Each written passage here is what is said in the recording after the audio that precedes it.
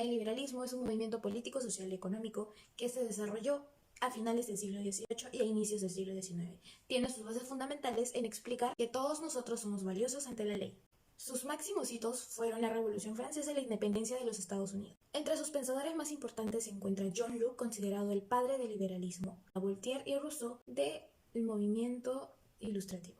Se dieron las revoluciones liberales. En 1820 participaron Nápoles y España. Impusieron monarquías constitucionales que luego fallarían por la intervención de los monarcas. También estuvo Grecia, que mantuvo una guerra interna durante 10 años. Al unirse con Gran Bretaña, consiguió su independencia en el año 1829. En la Revolución Liberal de 1830 se dio en gran parte de Europa. En Francia, por ejemplo, se derrotaron a los Borbones y se implantó el sistema político monárquico constitucional. Bélgica logra independizarse de Holanda. Además, España y Portugal instauraron monarquías constitucionales.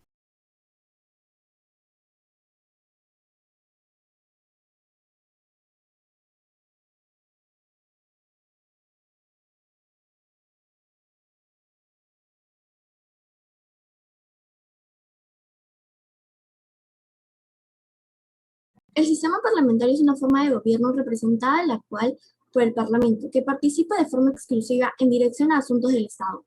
Además, es más flexible para gobernar asuntos de sociedades afectadas por conflictos étnicos, culturales, religiosos, lingüísticos o ideológicos. Precisamente porque el Parlamento permite la discusión, la confrontación pacífica. Este sistema depende del consentimiento de la mayoría parlamentaria. Existen tres principales caracteres. Uno es la irresponsabilidad de la persona del soberano. El soberano ejerce un gran poder dentro del Parlamento. Este carácter es una consecuencia que ocasiona la inmunidad de jurisdicción total y absoluta para todos los actos del soberano. Luego está la responsabilidad de los ministros. Esta responsabilidad de los ministros desempeña un gran papel esencial. Esta responsabilidad ministerial ha estado íntimamente ligada desde los orígenes a un punto de los factores más importantes desde el régimen parlamentario inglés. Y por último está la omnipotencia del Parlamento. En este existe una colaboración entre dos fuerzas políticas para obrar el uno con el otro. En una parte está la responsabilidad ministerial y por la otra está la disolución del Parlamento. Finalmente, el régimen parlamentario ha aparecido a continuación de una serie de acontecimientos que han hecho pasar poco a poco al poder en manos del poder del rey y luego pasó a manos del poder de los ministros. En los orígenes, el rey soberano absoluto era la fuente de todo poder. Además, esta evolución fue profundamente marcada por la influencia de las revoluciones. Paralelamente, su responsabilidad penal ocasionó una responsabilidad política, de las relaciones entre dos elementos, los ministros y los representantes de los comunes.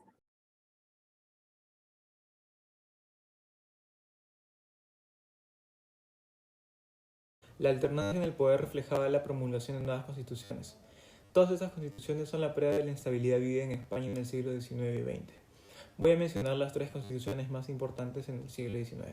Es la primera promulgada en España, ya que la de 1808 fue en Francia.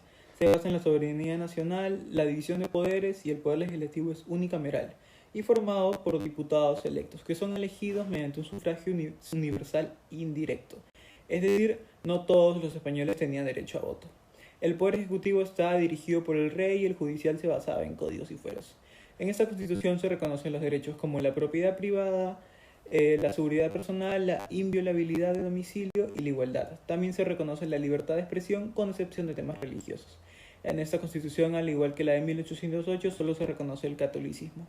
Esta constitución se caracteriza por ser conservadora. No se reconoce la soberanía nacional, sino que se vuelve al modelo de soberanía compartida, en cortes y coronas.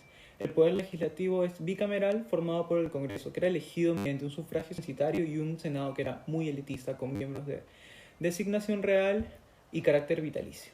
El poder ejecutivo tiene gran influencia sobre ambas cámaras, formado por una figura inviolable, que es el rey, y sus ministros, claro. En esta constitución prácticamente se mantuvieron lo mismo que lo de la constitución de 1837, aunque las leyes posteriores se regularon muy restrictivamente. En esta constitución se presenta la catolicidad en el Estado. Es la más democrática del siglo XIX. Está inspirada en las constituciones de 1812 y la de 1837.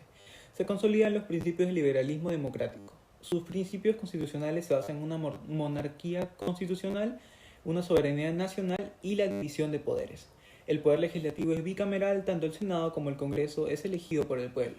El poder ejecutivo es liderado por el rey y sus ministros. El poder judicial se basa en la unidad de códigos y fueros y se introduce la figura judicial de los jurados.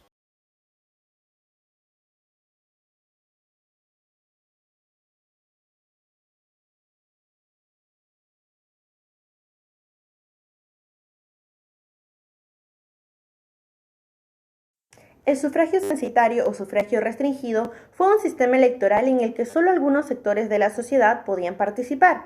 Según Rocío Rebata, uno de los autores del libro El porqué del presente, la participación política se restringía a ciudadanos que contaran con una serie de requisitos constitucionales y legales. Estos eran ser varón, poseer propiedades, pagar contribuciones al Estado, tener alguna característica racial o cultural particular o tener la condición de alfabeto. De esta manera se limitaba la participación de la población. Sin embargo, como hemos visto anteriormente, a mediados del siglo XIX, los sectores marginados y excluidos del marco político burgués empezaron a exigir derechos políticos, económicos y laborales. Aunque el voto censitario se incluyó en las constituciones que siguieron a las revoluciones liberales, esto no impidió que los movimientos sociales obreros demandaran la ampliación de sus derechos políticos, sobre todo el del sufragio universal masculino. Es decir, querían que toda la población de un estado tuviera derecho a votar, sin distinción de procedencia, raza o nivel socioeconómico. Una de las revoluciones que logró establecer una república con sufragio universal masculino fue la Revolución Liberal de 1848 en Francia. Según Zurita Aldeguer 2020, la implantación y consolidación del sufragio universal masculino durante el siglo XIX fue un proceso lento y difícil.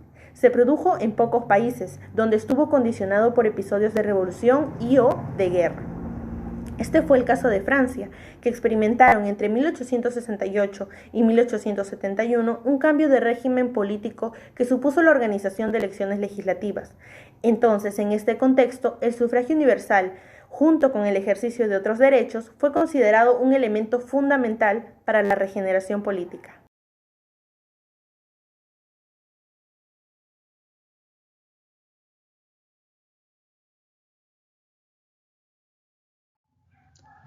Pedro Castillo, cuyo partido es Perú Libre, propone en su plan de gobierno elaborar una nueva constitución mediante la convocatoria a una asamblea constituyente.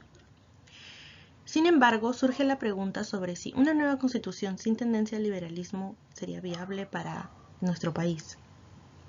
Según Ruiz Hidalgo, 2015, el pensamiento constitucional liberal influyó en el desarrollo de las constituciones en el Perú del siglo XX. Aunque nuestra Constitución de 1993 tiene diferencias en cuanto a cómo integrar, gobernar y orientar el desarrollo en el Perú, el liberalismo será siempre la fuente de inspiración. Sin embargo, para las exigencias del siglo XXI, configuran demandas que llevan a la búsqueda de nuevas fuentes que inevitablemente se exponen en una constitución nueva. Estas exigencias reflejan el descontento de la población peruana con el funcionamiento del sistema político. En el Perú hemos tenido una docena de constituciones, básicamente considerando el mismo concepto. Un cambio constitucional va a significar un cambio de país, de modelo y una revolución en el Perú. Pero hay que tener mucho cuidado con las expectativas que se levantan.